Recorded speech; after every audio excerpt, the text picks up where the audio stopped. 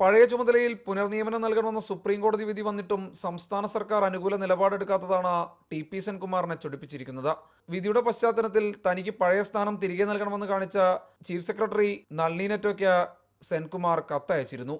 ദിവസങ്ങൾ പിന്നിട്ടിട്ടും നടപടിയൊന്നുമില്ലാതെ വന്നതോടെ തിങ്കളാഴ്ച ചീഫ് സെക്രട്ടറിയെ എതിർകക്ഷിയാക്കി കോടതിയലക്ഷ്യ ഹർജി സുപ്രീം കോടതിയിൽ ഫയൽ ചെയ്യാനാണ് ടി.പി. സെൻകുമാറിന്റെ തീരുമാനം. വിധി വന്ന് ദിവസങ്ങൾ പിന്നിട്ടിട്ടും സെൻകുമാർ വിഷയത്തിൽ സുപ്രീം കോടതിയിലെ തന്നെ മുതിർന്ന അഭിഭാഷകരുടെ നിയമോപദേശം തേടിയിരിക്കുകയാണ് സംസ്ഥാന സർക്കാർ. വിധി നടപ്പാക്കുന്നതിലെ കാലതാമസം കോടതി വിധിയോടുള്ള വെല്ലുവിളിയാണെന്ന് സുപ്രീം കോടതിയിൽ സെൻകുമാർ വാദിക്കും.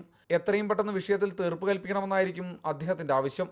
അതേസമയം സെൻകുമാർ മടങ്ങി വരുമ്പോൾ നിലവിലെ DGP ലോക്നാഥ് ബെഹ്റയ്ക്ക് എവിടെ പകരം ചുമതല നൽകുമെന്ന ചോദ്യമാണ് സംസ്ഥാന സർക്കാരിനെ കുഴയ്ക്കുന്നത്.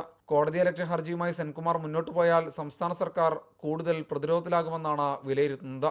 ഹർജി പരിഗണിച്ചാൽ സർക്കാർ നിലപാട് കോടതിയിൽ വിശദീകരിക്കേണ്ട അവസ്ഥയും ഉണ്ടാകും. സെൻകുമാറിന്റെ പുതിയ നീക്കത്തെ സർക്കാർ എങ്ങനെ പ്രതിരോധിക്കുമെന്നാണ് ഇനി കണ്ടറിയേണ്ടത്. റിപ്പോർട്ടർ, തിരുവനന്തപുരം.